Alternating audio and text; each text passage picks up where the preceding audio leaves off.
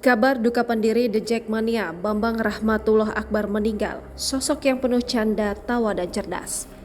Di tengah dukungan kepada Persija Jakarta dalam mengarungi kompetisi Liga 1 2023-2024, supporter The Jackmania mendapat kabar duka. Kabar duka itu atas meninggalnya Bambang Rahmatullah Akbar, pendiri The Jackmania JM06. Wafatnya Bambang diumumkan di situs resmi Persija Jakarta, persija.id.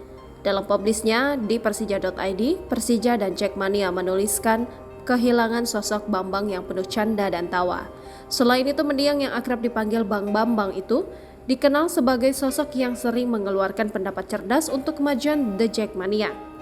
Insya Allah Jackmania akan terus berkembang sesuai cita-cita Bang Bambang, tulis persija.id. Selamat jalan Bang Bambang, semoga husnul khotimah, tulis persija.id.